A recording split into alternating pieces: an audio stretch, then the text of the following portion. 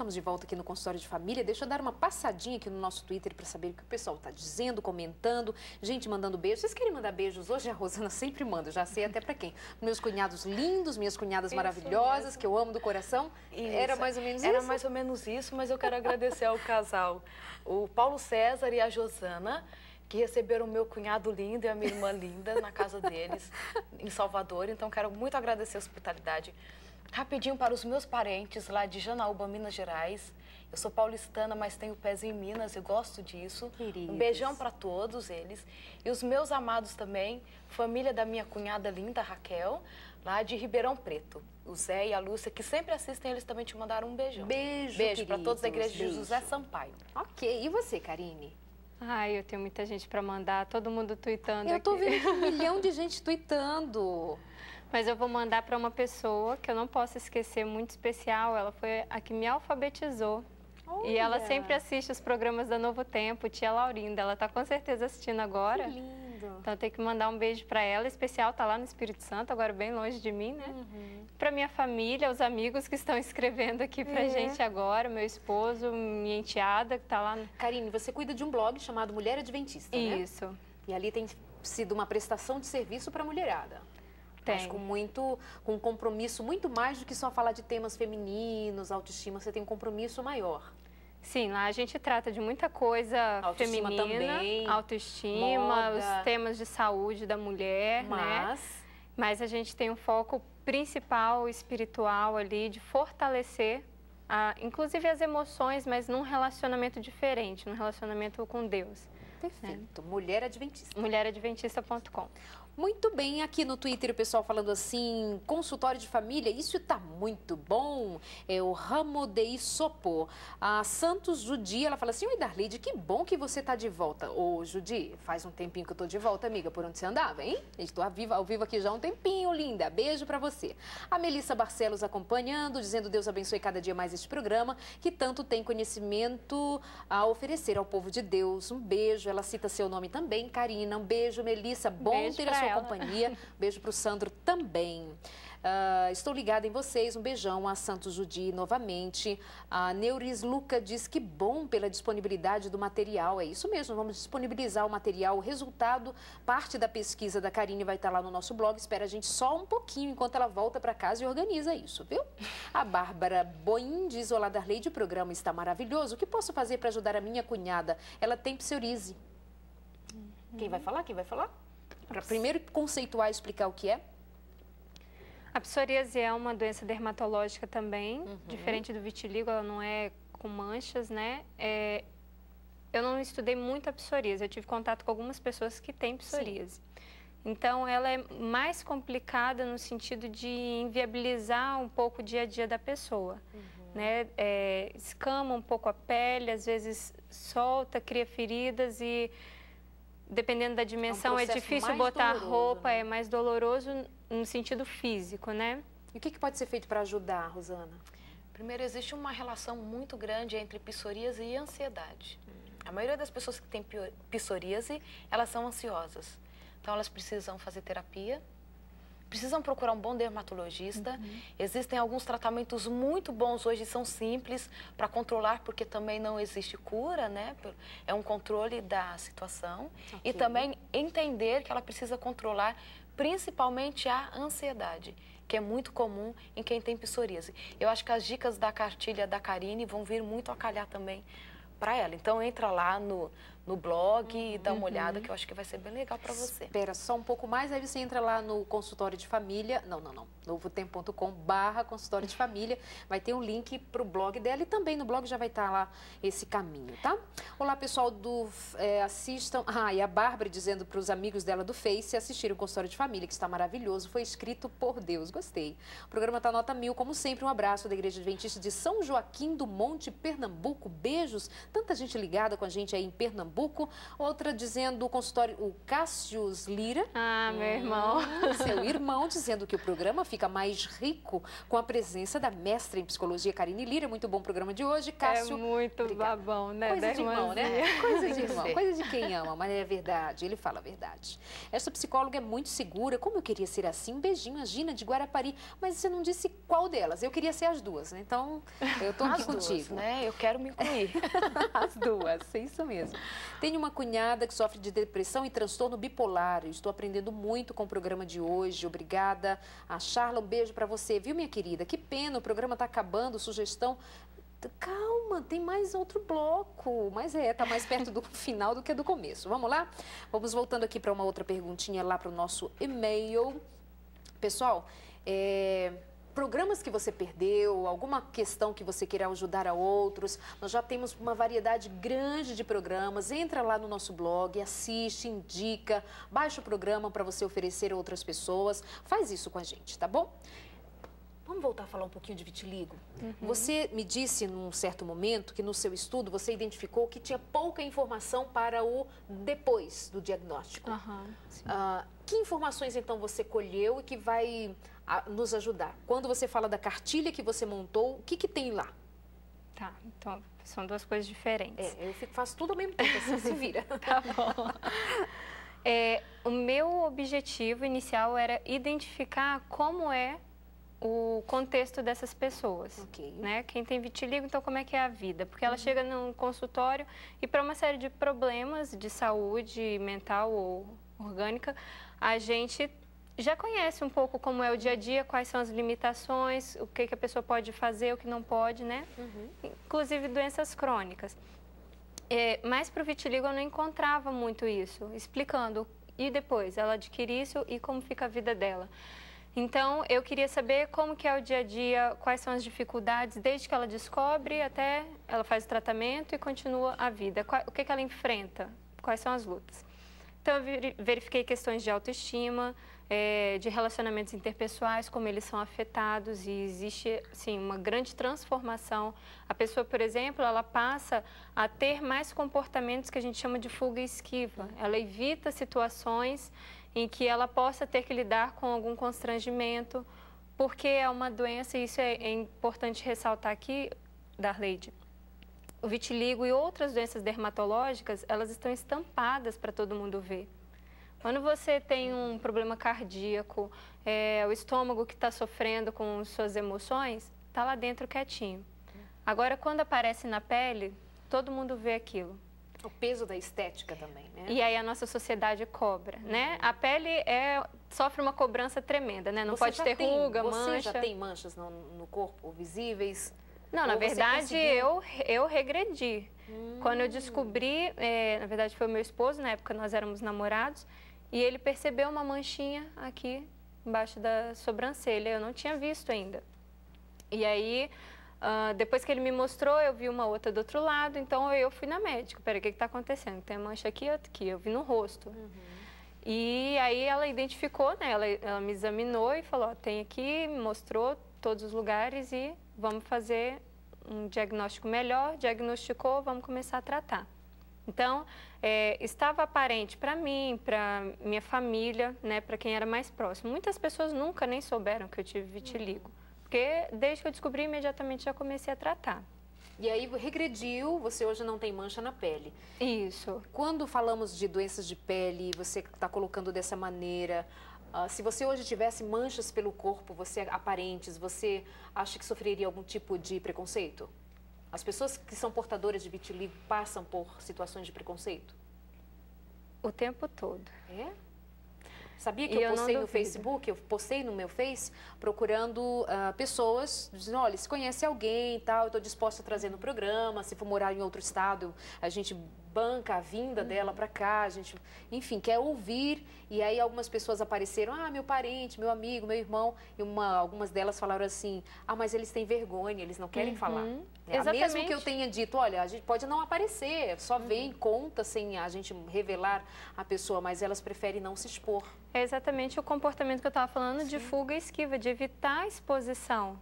já é tão exposto ao seu problema, por que você vai se expor mais? Então, ela deixa de participar de festas, de aniversário, não sai mais com os amigos. E a praia? Como ir à praia? Né? Se a praia, a piscina são lugares que você fica muito mais exposto do que geralmente você está. Verdade. Então, muito dos comportamentos normais, sociais que a pessoa tinha, ela deixa de ter. É muito fácil cair num quadro de depressão. Depressão é muito comum em pessoas que têm doenças de pele, porque você perde muito daquilo de bom que tinha na sua vida, porque agora você evita para... E agora? Para não ter... Faz o quê? E faz o quê? Então, tem que aprender a conviver com a doença de uma forma positiva, porque ela é crônica. Então, você não pode achar que você vai usar um remédio e vai solucionar o resto da sua vida. Entendi. Eu vivo num controle. Por exemplo, a época do mestrado era uma época de estresse. Eu lembro que eu falei para o meu orientador, olha só, eu vou estudar o vitiligo e eu não quero estresse porque eu não quero defender cheia de vitiligo. Não quero ir para a banca de defesa cheia de manchas. Consegui. Mas é um controle. Sempre que eu vejo que pode ter ainda uma manchinha aqui, outra ali, eu já vou cuidando. Tem que aprender a conviver. Uma das coisas que eu ressalto, que eu acho que já posso falar agora na minha dissertação, é que o tratamento ele é extremamente complicado. Porque a origem não é muito conclusiva, não se sabe exatamente direito de onde que começou aquele problema na pele. E aí, como você vai tratar uma coisa que você não sabe qual é, de fato, o problema que está por trás dele, o que está gerando? Então, os tratamentos, as pessoas vão tentando de tudo. Quem tem vitiligo vai tentando de tudo. Né? Se tiver alguém me assistindo agora, ela sabe disso. Tudo que as pessoas falam que funciona, a gente vai tentando. E o tratamento traz em si uma série de problemas, os efeitos colaterais são horríveis. Né? O que eu fiz, por exemplo... Ai, eu sempre bato. Esbarra no microfone. O tratamento que eu fiz tinha efeito colateral muito ruim. Então, meu dia ficava horrível. Sentia muita dor no estômago quando eu tinha que fazer o tratamento. Então, era um dia difícil. E era 3 vezes na semana que eu fazia aquilo. Então, é muito mais fácil, né? Foi uma das minhas conclusões. Você aprender a lidar, a conviver com a doença, do que encontrar uma solução farmacológica, um tratamento para ela. Entendi. Então, tem que trabalhar exatamente aqui, entendeu? Olhar para a doença de uma forma diferente. Não vou dizer que é a coisa mais simples, não vai ser com uma semana nem com um mês. Você enfrentou esse processo e aí você chega a essas conclusões. Que diferente, né? Você chegar a algumas conclusões a partir da sua própria experiência, não foi? Da minha e dos outros que relataram coisas como eu. Eles falavam disso. Olha, é mais fácil aprender a lidar com isso e achar vantagem. Eu vou falar uma coisa que para alguns vai soar até bobeira, mas eu tive que encontrar uma vantagem no tratamento. E o tratamento que eu fazia, eu ficava exposta à luz do sol, tomava um remédio que acelerava, né, como se fosse um bronzeamento. Mas o objetivo era escurecer as manchas. E aquilo era horrível, me fazia mal, eu detestava, eu fazia com muita raiva aquilo, mas eu tive que achar uma vantagem. O que acontecia? Eu não descascava. Então, era inverno, eu estava bronzeada o inverno inteiro. E eu tive que achar uma vantagem, eu ia passar a minha vida chateada se eu tivesse que continuar fazendo aquilo. Não, eu estava com a pele sempre com uma cor bonita. E é assim que as pessoas enfrentam, às vezes, para lidar com essa dificuldade, achar uma vantagem. Tem gente, amiga, que encontra uma vantagem na ansiedade e aí, assim, buscando um prazer, né? Tem uma amiga que tem o prazer de fazer isso aqui, ó. Mostra aqui mais pertinho, ó. Sabe aquelas bolinhas de embalagem, assim, ó? E aí eu tenho uma amiga, quero até mandar um beijo para Larissa Prois, ela adora estourar essas bolinhas aqui. Não é gostoso? E ela me relaxa, ela fala. Beijo, Larissa. Mas enfim, Rosana, olha essa pergunta aqui. Parabéns pelo programa, é ótimo. Tenho pênfigo vulgar. No momento não estou em crise. O que fazer para evitar o problema? Vão prestando atenção em tudo que está sendo dito desde o começo do programa. E aí, às vezes, a gente volta, diz mais ou menos a mesma coisa. E tudo isso vai ajudando na maior parte das perguntas. Talvez parte da resposta para você já tenha sido respondido, que é o como fazer. Com o que se faz para o vitiligo, se faz para uma doença como essa e outras mais. Mas retoma aí, Rosana. O pênfigo é uma doença muito mais séria dermatologicamente falando, mais dolorosa, né? Muito mais dolorosa, com uma escamação muito mais importante do que acontece até mesmo com a psoríase. Alguns anos, algumas décadas atrás, era uma doença sem tratamento, sem cura, e hoje é possível ter este êxito no tratamento. Então, precisa procurar um tratamento médico, existem até centros especializados para cuidar do pênfigo. E, claro, você procura um médico que ele vai te indicar qual é o melhor centro para você, o mais próximo. e sempre pensando num acompanhamento psicológico. Por quê? Até que você esteja curada ou adaptada ou estabilizado, estável o seu quadro, você precisa ir trabalhando a mente. Por quê? Não pode esperar a crise chegar. Não pode esperar a crise chegar e não pode esperar o problema dermatológico resolver. Então vai trabalhando a mente. Porque como a Karine muito bem disse, quando você tem um problema físico e você ainda tem algum probleminha com os seus pensamentos, você agora vai ter 2 problemas no mínimo. Então assim, doenças que sejam originadas no corpo ou originadas na mente, todas elas doem. Esse é um princípio muito importante. Todas doem, todas trazem sofrimento, mas para todas elas existe tratamento. O que é mais bacana de tudo isso. E precisa aprender a lidar com isso. Não fique muito preocupado ou preocupada com a origem. Nossa, será que foi alguma coisa que eu pensei que desencadeou? Qual foi o estresse? Não pense nisso agora. Pense que você precisa de um tratamento, procure os profissionais que podem fazer isso para você. Esse momento não tente descobrir por você. Procure ajuda, aceite o tratamento. Porque as pessoas falam assim, não, procurei vários médicos e até agora não achou nenhuma causa física, fisiológica para o meu problema. Mas não vai procurar um psicólogo.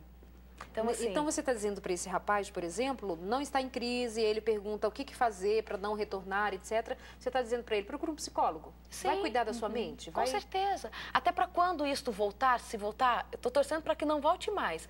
Mas se voltar, ele esteja mais preparado psicologicamente para enfrentar.